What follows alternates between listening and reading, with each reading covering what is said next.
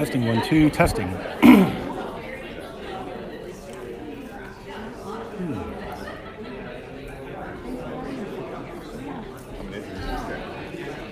Ready? Whenever you are. Okay. Well, good afternoon, everybody. Now that we have our sugar high starting, that's good, and caffeine. I would like to introduce our next presenter. Bob Cooney is an expert in virtual reality and group experiences, and he's got some amazing things to share with us. And he was just telling me on the break that what he's about to present is a perfect counterpoint to what we just learned from Amy. So I'm intrigued. Let's welcome Bob. Very nice. Thank you. Thank you.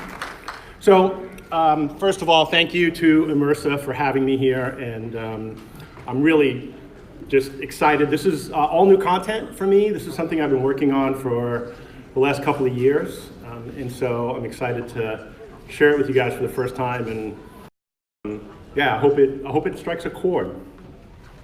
So yeah, that's me, Bob Cooney. So, Michael invited me to do this presentation several months ago, and I'm not sure if he came up with that title. I'm guessing he did, because it sounds really scientific, and I'm definitely not like the scientific guy.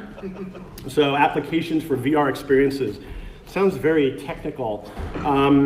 What we're going to cover, though, is I'm going to cover 4 basic things. I'm going to start with the state of the VR market. There's been a lot of talk and discussion around VR based on consumer technology, and a lot of operators are concerned with adopting something that could wind up penetrating the home and then just really being obsolete as far as location-based entertainment experiences really quickly. So I'm going to give you some statistics and my position on that, which I have this part I've been doing for a while, and I've been analyzing it and following the market, and I think it's going to be good for you guys.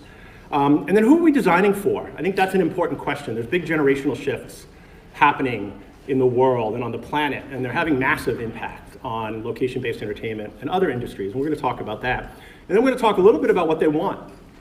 And then I'm going to end with how do we do it, and how do we find out, how do we actually create the experiences that this group that we're designing for really wants. So if I were to name this, I think I would have called it, Holy Shit, Millennials Are Changing Everything. And so we'll get deeper into that. So we're going to start with virtual reality, and this is what I call the third wave of VR that we're in.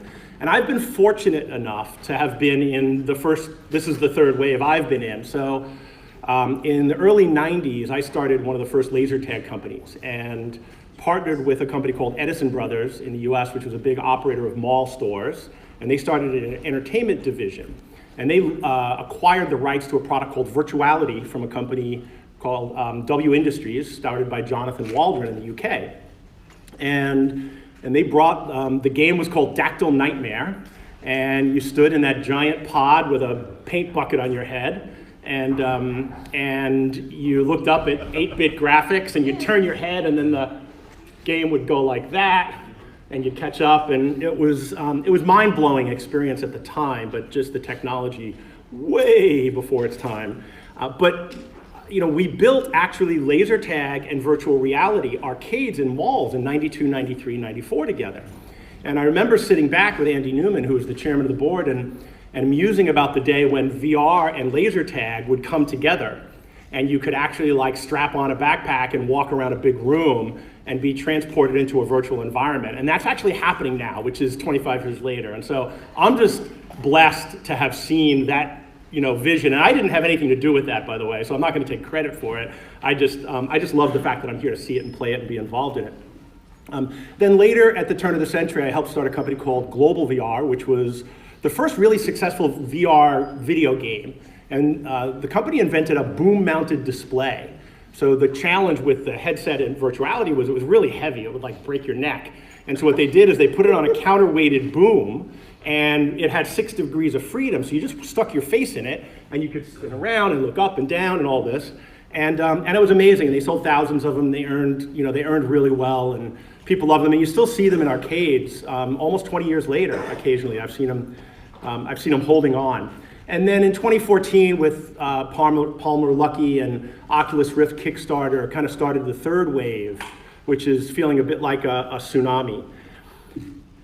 Right now, last count, there were over 450 companies, this is just in the US, that have raised over $10 billion in venture capital for building VR products. And that ranges everything from platforms to hardware to software to middleware to games and all kinds of applications for all kinds of vertical markets. This is I don't know what you call this, an infographic, I guess. It's an eye chart that's published by the VR Fund, which is run by a guy named Tipatat.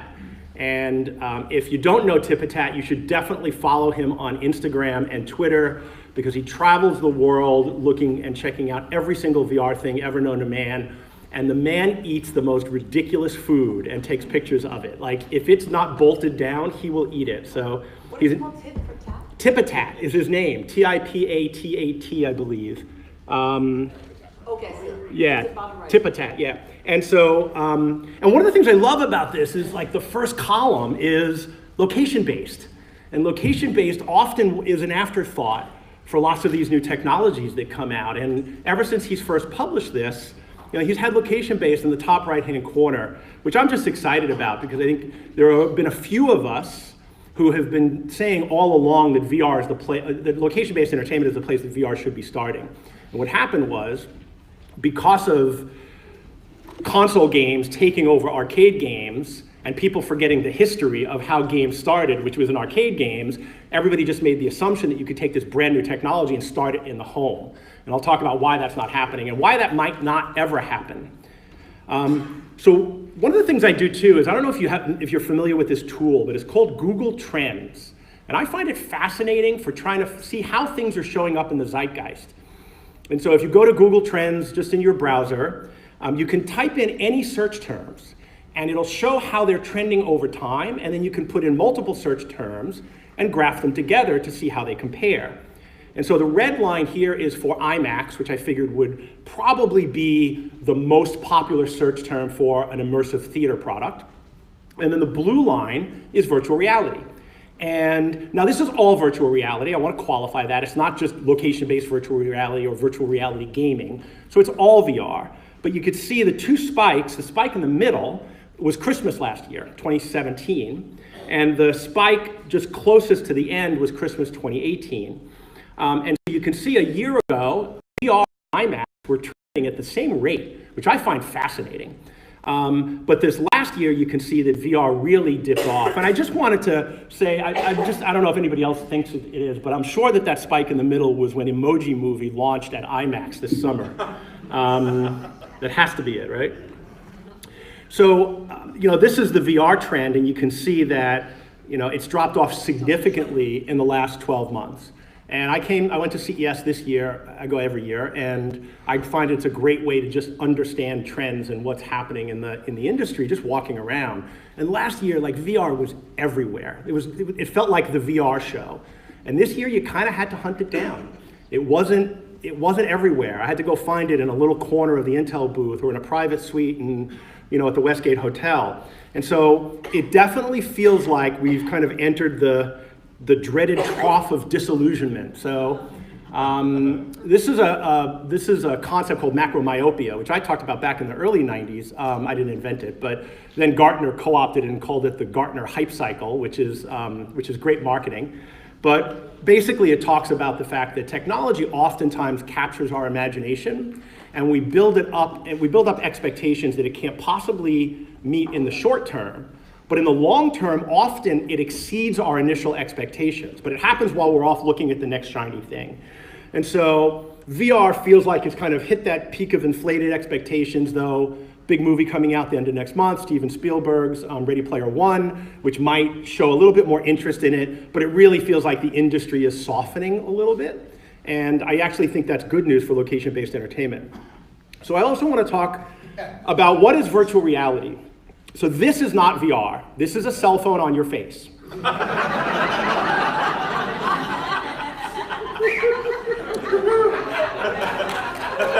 Thank you. Now, when you look at the statistics of who's done VR, most people, 3/4 of America, this is projected for 2018 based on 2017 numbers, 3/4 of the people will not have done VR in 2018. And of the ones that have, the vast majority of are doing mobile VR like Galaxy Gear, Cardboard, et cetera, et cetera. So 12% of the population has actually tried what we would consider true VR, where there's motion tracking and it's really an immersive experience. So I like to use this image as an example of VR, with the exception of if she was really doing VR, she would immediately trip over the lamp, knock over the telescope, crash out the window, fall to her death over the balcony. Because to do VR in the home, you need to really create space. And this is one of the big headwinds that we're seeing around consumer adoption of virtual reality technology, is you have to mount cameras, and they're kind of ugly, and people don't want to have to do it. Then you have to clear space, and not just clear space of furniture, where with the Xbox, the Kinect, this was a great piece of kit. I don't know if you know this, but at the time it shipped, this was the fastest selling consumer electronics product in history. How many of you still play Kinect on your Xbox? All right, woo, we got a couple. So I think that's probably representative of the rest of the world. And so, similar to VR, Kinect really required you to clear the room. And when I talked to the guy that actually developed Kinect, the product manager for Microsoft that developed Kinect, he said there were 3 reasons it failed. Number 1, not enough great games. And we're definitely seeing that with virtual reality. Number 2 was, I love this one, he said it was 85% magic and 15% frustrating. And I think with VR, it's probably like 40% magic, 60% frustrating right now. And it required a lot of space. So here was a consumer product that was cheap. It was a couple $100. It sold faster than any consumer electronics product in history. And because of those 3 headwinds, it actually died. So here's another one that was a big one. So 5 or 6 years ago, going to CES, it was all about 3D TV. You guys probably remember this one. Every panel manufacturer, every TV manufacturer was hawking 3D TV. DirecTV was sending satellites into space. ESPN was broadcasting the Olympics and the World Cup in 3D. And there were 3 big headwinds with 3D TV that'll sound familiar. One was the equipment was really expensive. So you needed to buy a new TV, you had to buy an upgraded Blu-ray player, you had to get glasses. It was really difficult to position in the room, right? To be able to really get the full effect, you kind of had to be center. So you had to deal with kind of moving furniture around. And the third one is it gave headaches and motion sickness to some people. About 7% of the population claimed that they were uncomfortable wearing 3D glasses, that it gave them some kind of a headache. And so when you think about the technologies and consumer adoption of these technologies, I've got a little model that I'll put up, and there's 2 axes. And the first axis is awkward versus natural. And the second axis is isolating versus social. And so if you think about PC gaming, I put PC gaming up on the top left because it's really natural. You sit down at a desk, you got a mouse, you got a keyboard, it's really easy, boom, you're into it, you're in a comfortable chair, it's ergonomic. But it's not very social, it's isolating. It's something you're gonna do in the bedroom, you're gonna do it in a den, you're gonna do it in an office.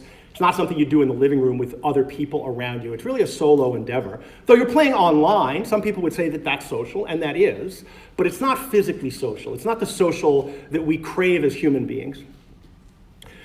Massive adoption, console gaming and HTTV. It's natural and it's social. You can do it in the living room, you pick up a controller, boom, you're into it, right? It's really easy to do. And so we've seen massive adoption of HTTV and console games.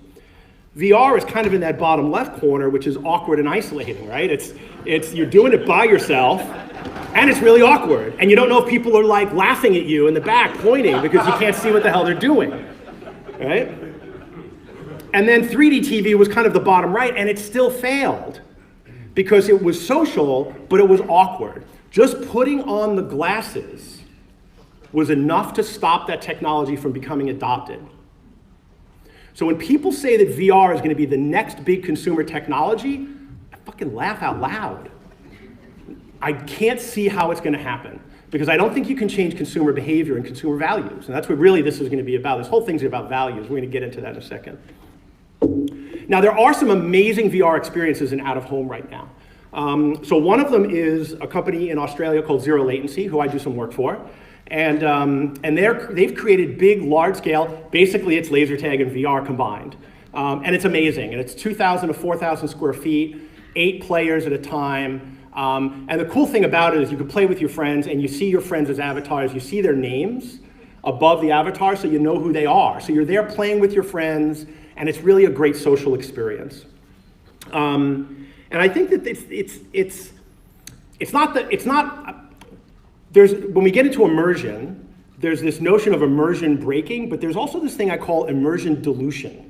And I don't think putting a name over an avatar is really pure immersion, because it is going to pull you out of it a little bit, right? Because that's not how we react in the real world. Now, there's a company, and I just got to do this week, called Dreamscape Immersive, and they just opened their first retail location in Century City, LA, at the Westfield Shopping Center as a pop-up. It's going to be there for about 8 weeks. And one of the things they do, their tracking is really accurate. So they do hand tracking and foot tracking. And they're using the OptiTrack, the new active LED tracking, which the LEDs, I'm gonna geek out a little bit. The LEDs actually pulse each person at a certain frequency. So the infrared cameras can pick up the frequency and identify you amongst all the other things that are being tracked. And it offers a really accurate way of tracking. And the way they demonstrate that is when you get into the experience, you see a virtual mirror of you and the 5 other people. And so you can see their avatars. So I was there with 2 friends. I knew they were to my right. Now I see their avatars. In my mind, I map the avatar to my friends and I know who they are. It's a really clever way of creating a social experience. And then what we do is we walk into the playing area, whatever you want to call it, the track space. And the first thing the voiceover tells you to do is reach out and shake the hand of your partners. And the tracking was so accurate, I could actually reach out and shake hands with the other avatars. And it was really cool, and that created a social bond, which was amazing. And so they use this natural way of immersing people and applying a social experience to it. It was really cool. I was really, really happy with it. And so we're seeing people really start to push the boundaries in VR out of home to create these social experiences. And even, this is one called Hologate, which launched at IAPA this year, and they had a massive launch. And it's a really simple game. It's a 4-player game. This system sells for about $100 grand, but it's a co-op game. Everybody's playing together, and you see each other, and you can get in and out of it in 5 minutes, and people seem to love it. But again, there's a registration process. At the beginning, you go up to a tablet, you put your name in, and that shows up on your character. And I did a presentation at a game developers conference last year. And somebody came up in the back of the audience and they said, can't we just do player 1, player 2, player 3, player 4? And I politely asked them to leave the industry. Because it's lazy. And I said, no, you can't. Like, figure out how to at least let me know who I'm playing with, because that's the definition, that's the minimum definition, the table stakes for social. So, so this is just recently, and I even question about putting this in there, but just to make sure I'm hitting the point.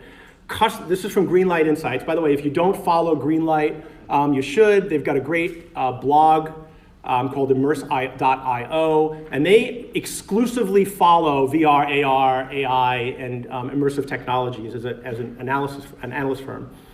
And their research, showed generally customers don't want to travel to another location to experience a game that makes them feel like they were alone in their living room. So it's all about social experiences. So now I'm going to get a little personal. I'm going to be a little vulnerable. And I'm going to talk about one of the biggest failures I've had in my career in the last 15 years. So I went to work for a company. I was recruited by a company called BuzzTime, which started out life as NTN. And if any of you guys went to bars in the last 20 or 20, how many of you went to a bar in the last 25 years? You probably saw the trivia game up on the TV with the countdown timer, and it gives you clues, and the timer goes down, and there's a little blue box that people are frantically doing this to it. So the company had been around a long time, and they wanted to figure out how to innovate for a new generation.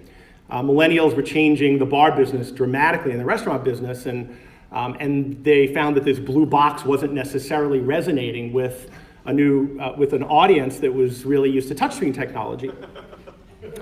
And so, imagine that, right? Now, to be honest with you, I think that in 5 years, this is going to be a classic, and they're going to have to bring it back. But I was long gone by then. And when I talk about millennials, I talk about people that were born from 80 to 96. Now you can get different definitions, and there's a couple of years on either side of this, and I don't think it really matters, but what really matters is the values of the generation that we're going to talk about. But so I was there for a year, and I failed miserably. I couldn't resonate not only with the audience, but even with the team. So the first thing I did is, all right, we're going to build products for millennials. Let's build a team of millennials. And so I hired a team of millennials, these young, smart, people that were really creative and really and interesting and hard to manage and hard to relate with, and they hated me. They absolutely hated me. My whole career has been about leadership, and I would not be able to lead them out of the burning building. And so, at the time, maybe not, to be honest with you.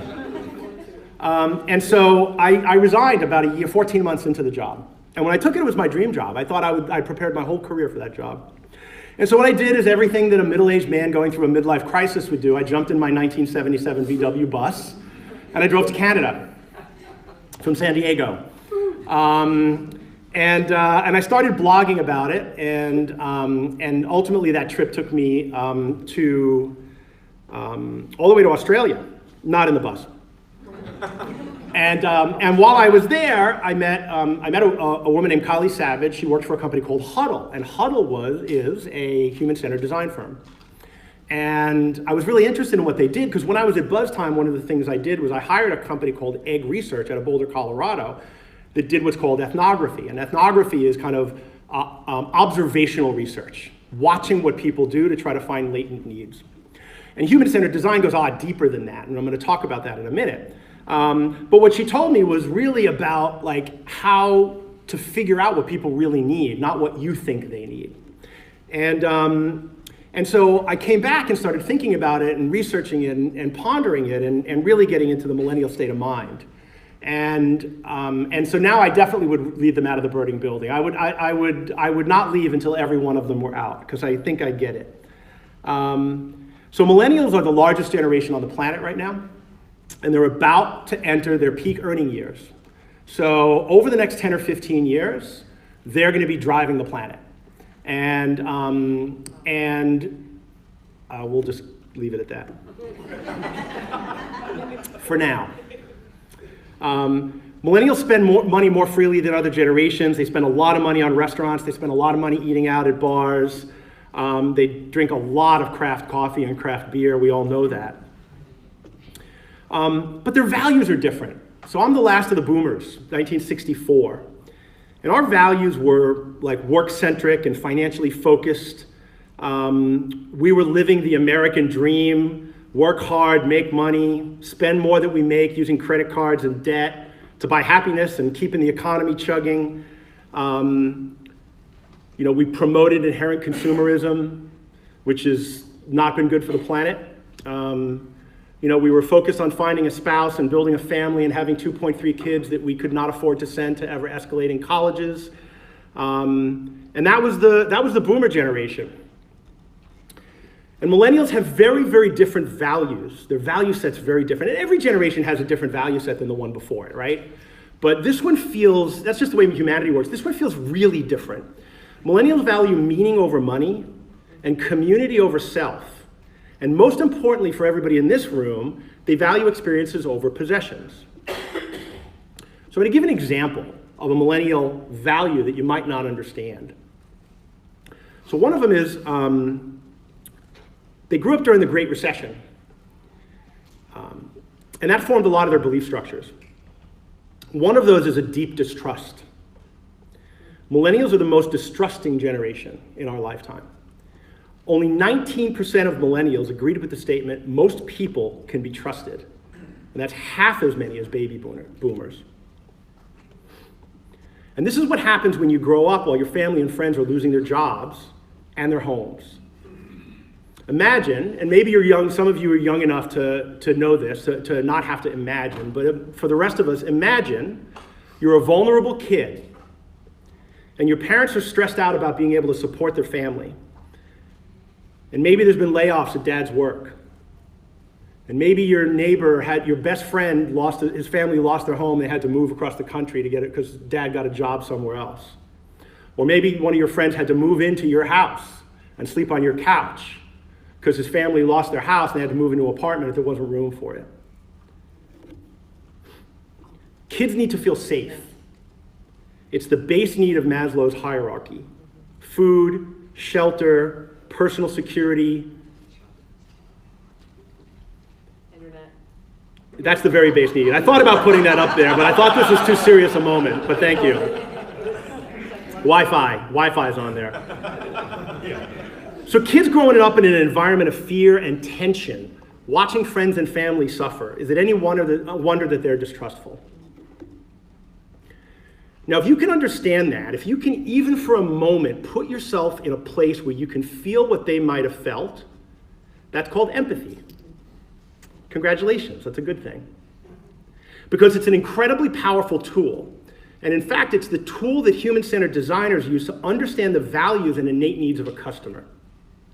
Now, I could spend hours and hours talking about millennial values and where they might have come from, but what's important to understand is that their values are different and valid.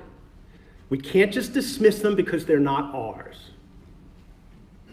So if you dismiss millennials as self-absorbed or lazy or unmotivated, etc., you're either uninformed or you're lacking empathy. That's not a judgment, it's just an observation. And it's one worth reflecting on, because if your job is in any way involved in creating entertainment experiences, that mindset severely limits your ability to understand your market. Now, LBEs location-based entertainment is being disrupted by the millennial generation, and there's no reason to think it's not going to accelerate and even continue with future generations. One example is Las Vegas, where casinos have devoted the majority of their floor to gaming machines, slots, pokers, and millennials aren't playing them. And is it any wonder? They have trust issues. And they're the most financially conservative generation in 50 years. What they are doing is they're spending thousands of dollars at mega clubs like Omnia, Hakkasan, and XS, which each grossed over $100 million in revenue last year by offering top-flight DJ talent and $800 bottles of Grey Goose. It's not about the money. Millennials are more likely to spend money on entertainment, restaurants and bars than the older generation. Millennials aren't going to movies as much either. And when they do, they're increasingly likely to opt for luxury theaters where the popcorn's free, but you can buy a decent burger with truffle fries and share a bottle of Pinot Noir and spend $125 on date night. I find it hilarious. Some theater operators actually think it's about the chairs. I love this quote. Jeff Bach at Exhibit Relations. Is he in the room? I hope you're not in the room. Okay, that'll be awkward. If you're going to pay $20 for a ticket, you want luxury chairs. Theaters are providing the ultimate experience and comfort that people just can't get at home. Thanks, Jeff. You can get it at home. Comfort's table stakes, guys. Like, that's just ridiculous. In fact, who doesn't have seats that are at least more comfortable than those found in luxury theaters in their living rooms, right? The fact that we were forced to sit in airplane coach seats for 2 hours to see a freaking movie for decades is frankly appalling. It's not about the seats, it's about the food and the drink and the service and the experience. But you can't just offer any experience. It needs to align with their values. Millennials' concerns for the environment have led to the closing of some of our oldest institutions. Just last year, after more than 100 years in business, Ringling Brothers Circus shut down. The parading of captive elephants was just no longer acceptable. And following the controversial documentary Blackfish, SeaWorld has had to end their captive breeding program of orcas due to new laws in California, and has agreed to end their performances in all their parks by 2019. How long will it be before zoos are extinct? Recently, Harambe, an endangered lowland gorilla, was killed here in Ohio to protect a toddler that fell into his enclosure at the Cincinnati Zoo. People around the country questioned whether a human life is worth more than that of an endangered species. Candlelight vigils were held around the world for Harambe, where more than 3,400 people showed up in London. So you see it? The shift is happening everywhere, and no business is immune. Even family entertainment centers, which are thriving now, are under threat because of their reliance on video redemption, which are bread and butter for FECs. These skill-based games that pay out tickets are optimized to maximize the dopamine rush in children. Some of these games have already been busted by authorities for being nothing more than gambling devices. In fact, the AAMA, which is the Association for Amusement Manufacturers, recently felt compelled to institute the Fair Play Pledge to ensure that people actually have some control over winning, even if the prize is often a piece of plastic that wouldn't meet the standards for a McDonald's Happy Meal toy. So when millennials go looking for ways to entertain their kids, their distaste of gambling combined with their aversion for consumerism doesn't bode well for kiddie casinos. So what does it all mean? What do we do? What do millennials want? Well, we know they want experiences. And we have all now you've heard the term experience economy, right? That one's kind of been beaten to death. The term was coined by Joe Pine and James Gilmore in a 1998 article to refer to the premise that successful businesses must orchestrate memorable events for their customers, with the memories themselves becoming the product. This helps to explain the popularity of social networks like Instagram, where users can take pictures of their experience and share them with their friends, inherently creating a digital product out of the physical experience. The experience is the product. Now, some of you might think that because people are sharing all this stuff on Instagram, it's narcissistic. And maybe it is, but that's not the value driver behind it. The value driver is they want a physical product related to that experience. And that's the meaning behind Instagram. Now, Pine and Gilmore posited that the next big driver in the evolution of consumers after the experience economy was going to be transformation. And they were spot on. Since 2013, over 55% of the almost $2 trillion a year spent on luxury goods are actually spent on luxury experiences. And often these experiences are rooted in a quest for health and wellness, clearly driven by transformational desires. So Nike's the poster child for this. They're pouring money into technology and apps that empower consumers to improve their quality of life, which is an important pillar in Nike's strategy. How many of you have like the Nike app on an Apple Watch or something like that? Anybody? Yeah, one? All right. A couple? Yeah? All right. You know, your arms are tired, I know, all day. The Nike Plus app allows consumers to book one-on-one appointments at a nearby store and encourages them to sign up for local running and training classes. Nike is promising customers that the use of their products and services will transform their lives. So it's not just experiences we need to create, but transformative experiences. And it's hard to be transformed by watching. People need to feel that they're part of the experience. Now, immersive theaters can make that participant feel like they're part of the action. And virtual reality, because of the lack of proscenium, has the power to be the most transformative of all. Now, 4DX is a great example of something that holds that promise. While some of the early showings have been poorly executed, like anybody do Wonder Woman in 4DX and survive? Others, like The Last Jedi, were fantastic. And as bad as the Wonder Woman 4DX reviews were, it still averaged more than 3 times as much box office revenue in the same theaters where non-4DX was going. So the problem with 4DX is it's still a bolt-on technology. And until we see filmmakers leveraging immersive technology with the specific intent to transform moviegoers, it's not going to live up to its potential. That's where VR comes in. There is no existing media for VR to be bolted onto. You can't just port a movie to VR. So experience makers have to start from scratch. Now, like all new media, the early attempts have been hit or miss. We saw a slew of 360 video productions in the early days. This is another example of tech-led innovation that didn't take into account human needs. A lot of people, most people viewing 360 video were left confused and anxious because they didn't know where to look. And directors had not developed any best practices. And without a compelling value proposition, viewership was low and engagement was even lower. So then came the next big innovation.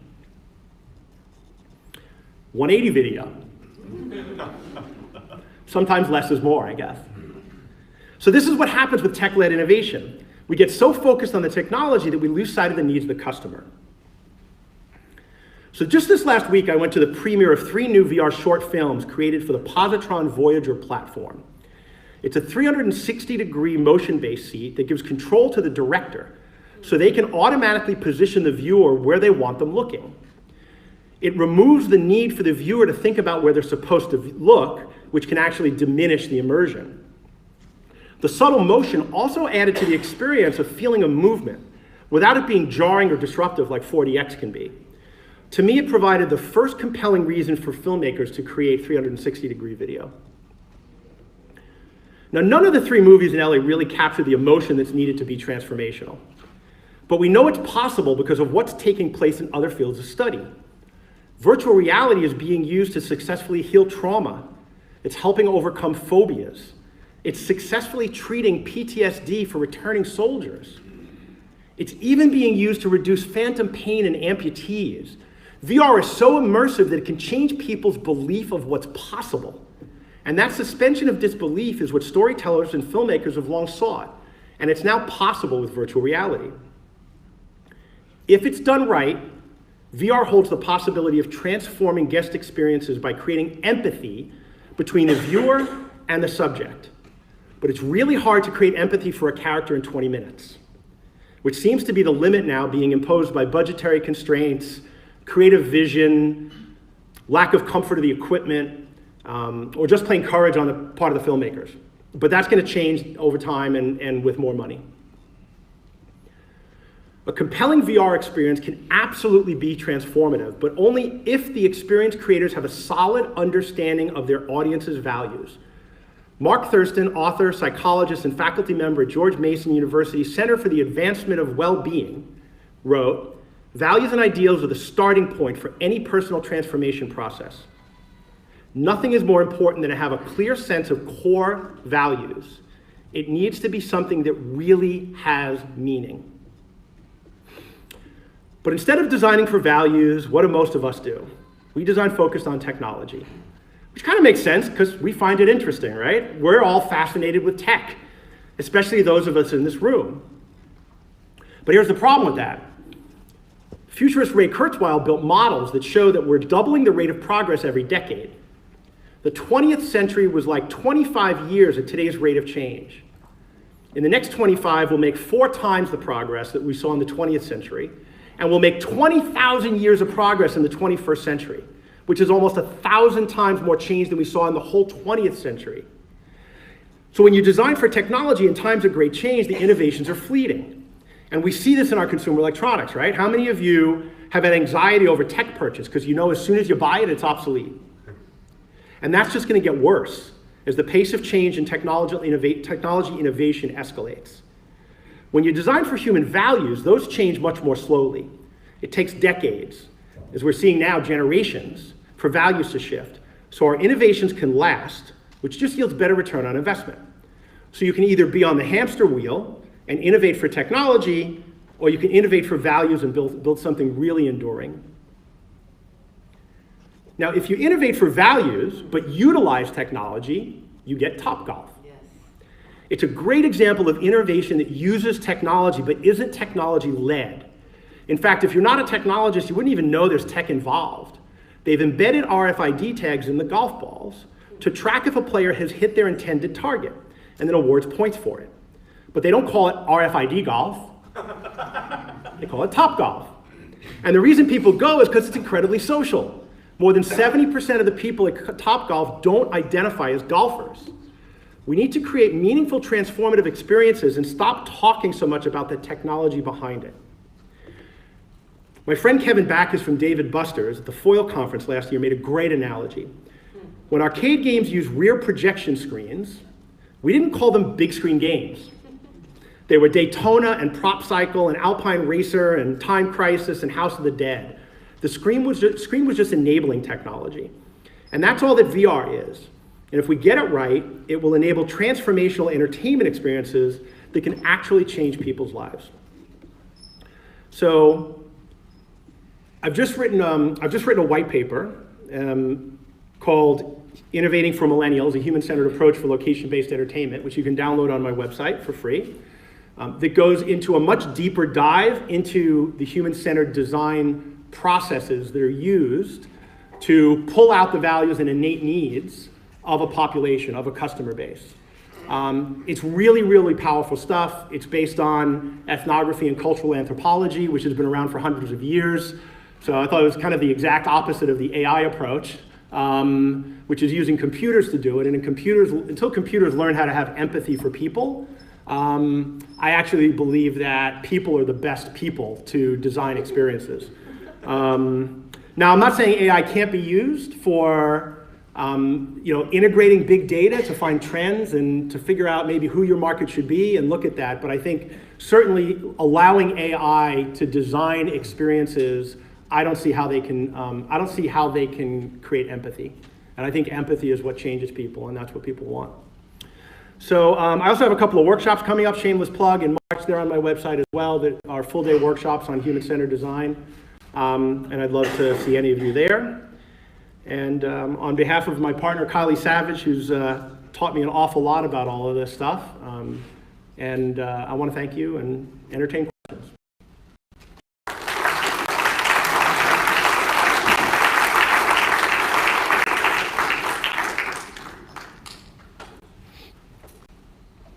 I just have a question. Bob, have you worked on Yeah. any human design-centered VR or AR projects recently that you could share with us? We're just starting to do some work, thank you, just starting to do some work with zero latency in some of their retail locations. But it's really an emerging practice, and we've got a lot of case studies in other sectors, but nothing in location-based entertainment. Now I am working with a zoo, a famous zoo in another country that's really concerned about the disruption that's happening, but it's really early days. So there's nothing to really talk about there. But they have agreed to become a case study for this if we go forward. So I had a question. Yeah. I'm old enough to remember the virtuality. That was my first experience of VR. Yeah. It was amazing.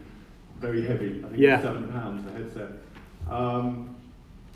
I think the death knell for me of the last time, that era, was when someone just said, virtual reality, this is virtually nothing like reality. Yeah. And that was kind of a bit low. Now, this time round, it's coming around again. It's clear that the technology has jumped amazingly forward. Is it going to stick this time, or do you think it needs one more loop around the sun? It feels like it has so much momentum that it's gonna last. There's gonna be a lot of roadkill. Like, there's no doubt that 90% of the companies that are doing VR now will not be doing VR in 5 years. And new ones will emerge. And I think the whole notion of reality is a long way away, right? It's just, and that's maybe the term is doing itself the technology a disservice. John Carmack recently, who's a very famous game developer, he said people are too focused on photorealism in VR, and you don't actually need photorealism to create an immersive experience. And one of the 3D films that I saw last week at the Ace Hotel at the launch for the Positron was done in really simple vector graphics. Like, it wasn't photorealistic at all. But of the three, it actually had the most compelling story. And so it was the most meaningful and the one that actually kind of came the closest to having an emotional reaction to. So I think graphics are going to continue to get better. Star VR has a 5K headset. Pimax coming out with an 8K headset. Like, I don't know where the diminishing return starts. I feel like we're getting there. But I don't think it needs to feel like reality to be effective. I think it's really about that, creating that emotional connection.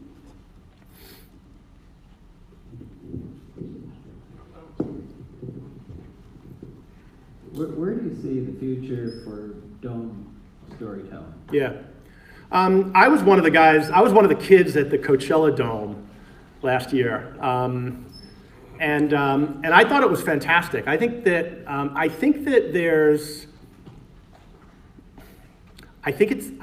think the technology matters. That's my point. I don't think it matters if it's 4DX or Dome or VR. I think it's a focus of, if you remove the proscenium and you put somebody in that space, and then you deliver a message that resonates with them deeply, to where you touch them in a way that can make them question their belief structure. And this was like, somebody asked the question about, in the last session, about giving them what they want versus what the planet needs. And I think that the ability to do that is there regardless of the technology.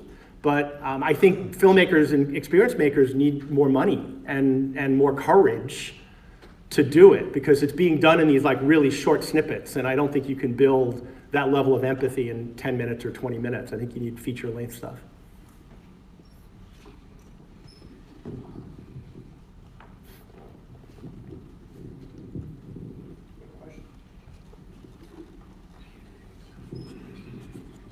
With all this development in VR, the technology and the storytelling process, who's going to pay for all this stuff? Because right now I find that most, or the, youth or kids are more directed towards YouTube, mostly because the content is free. The more expensive VR gets, the more expensive it gets. Yeah. Are they willing to pay for it? Yeah, great question. Yes. Sorry. So I'll go back to the nightclubs and Hakkasan doing $120 million in revenue last year, and the average ticket being north of $1,000. Like people are willing to pay for amazing experiences, and they're looking for them, and they're willing to drop hundreds of dollars on a nice dinner if they feel like the food was locally sourced and ethically raised. So it's the challenge isn't. I think this idea that kids don't have money is really not founded in any science or fact, and all the data points that they do. And I'll just give you the experience I've seen from VR. Dreamscape Immersive, which just opened in LA, they've sold out their first 6 weeks run. You can't get a ticket. They sold out before they opened. Zero Latency in Melbourne's charging $88 for a 45-minute game, and they run at 90% capacity over about a 60-hour week, and then they're in their third year of operation. So if you provide a great experience and you have the guts to charge for it, I'm gonna say that again, and you have the guts to charge for it, you can make money. But the thing that I see, the biggest frustration that I have with amusement operators and location-based entertainment operators is they have that mindset, and it's a belief.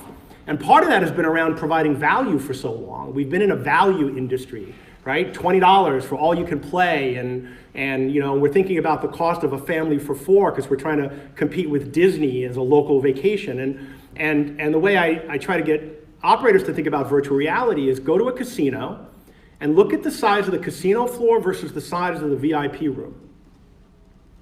They still have a VIP room. It's really small. Generates 20% of their profits or more, right? Look at when you fly home, look at the first class section on the airplane for those of you that don't get an upgrade or aren't on a corporate account. And you've got 8 seats up there that generate a significant portion of the profits for that airline. And so there's a space in every center for a luxury attraction if you're willing to charge for it. But it takes a different mindset. I work with Cinépolis. So Cinépolis is, in my opinion, and many people's opinion, the most progressive major theater operator in the world. They invented the luxury theater. They were the first company to invest in 4DX. They've now invented the family theater. And they've opened a couple of virtual reality attractions, including a Zero Latency in Mexico City.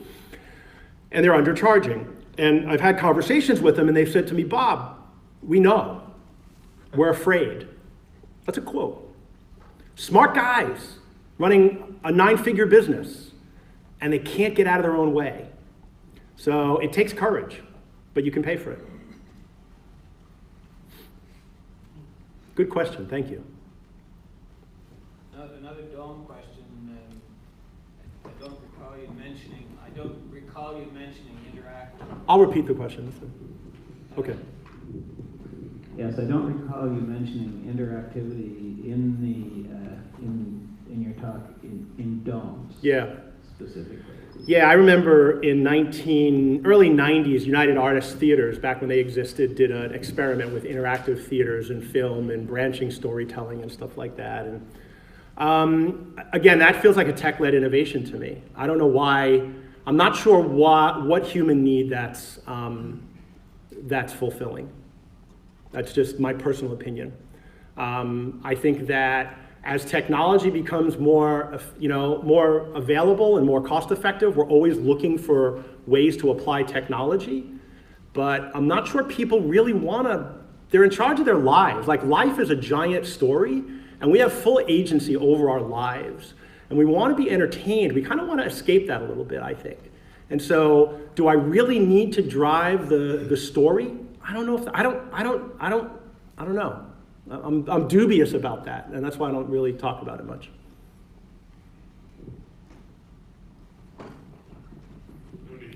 How many steps have you done today? IMERSA VR just did their press release where they're doing all you can eat for one day for $39.95. Would you like to comment on it? Yeah, so the question was, would I want to comment on IMAX's recent press release about all day for $39.95? Yeah, about time. I think that the for VR, IMAX VR, yeah. And so IMAX VR is basically if you haven't seen it, it's a beautiful facility. They spent a lot of money on the kit, on the build out. Some people don't like it. It's a little cold. It's a little sci-fi. That's personal taste. But it's basically a bunch of HTC Vives and Samsung gears to watch 360 video. So it's no different than Howie's Game Shack or Control V in Canada, other than it's got $2 million worth of construction budget. But what VR arcades have been doing is commoditizing the experience by charging by the minute. And so the fastest way to race to zero is to turn your product into a commodity.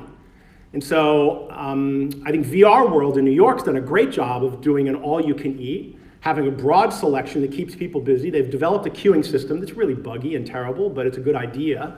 And then they have some premium experiences on motion bases and single-player horror experiences in the basement that they charge extra for. And they have a bar, and they've created a 2, 3, 4 hour experience. And you go in there, you drop $50, $60. And I think that, I think charging a higher price to give people a better experience and allow them to linger and try more experiences is a good thing. Now, some of that is probably in response to the fact they weren't generating enough traffic. And I don't think any of the IMAX VR locations are crushing it number-wise.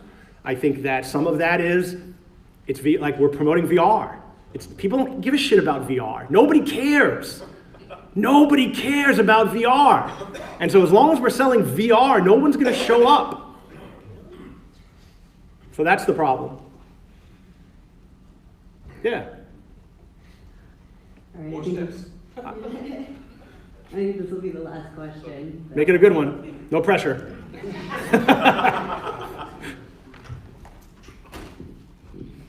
You made distinctions between millennials and previous generations about meaning over money, community over self. In other words, kind of motion along the axes. Would you add to that being passive about one's entertainment experience, being content to have others add the value? Thank you. Versus being willing to add value yourself, bring the millennium bring more to the table and adding value of their own accord if they believe it's something valuable. So I'm going to try to answer the question, but if I don't, I'm going to ask you to ask it again. So it's a great question, and I could have paid you to ask that one, or at least I'm going to give you the answer I want to give, and we'll see if it's the answer to your question. I've done a bunch of research, and one of the things that came out of the research is that they don't think it's our responsibility to entertain them. Like, they don't think about being entertained. What they want is an experience, and then it's their decision whether they're entertained or not. And that came out in the insights. It was really, really interesting to me. Like, who are we to think we're going to entertain them? Right? Yeah, that does answer the question. And during the experience, taking more advantage of opportunities to add their own value, to add their own. Yeah, I think that's a really close analog to what they're saying, which is we'll decide if we're being entertained or not. If we want to, the quote was, "I believe being entertained is a choice." Right. That was actually the quote. So if I'm in a bad mood and I go to a movie with my wife that I don't want to see, I can just sit there like this and refuse to be entertained. It could be a great movie. It doesn't matter. I've made up my mind. Huh? It's totally passive. Right. In a way. Yeah, but I think it's a matter of having agency over my experience and buying into it, whether it's physically participating or emotionally participating. All right, thank you. That was a great, Thank you. topic.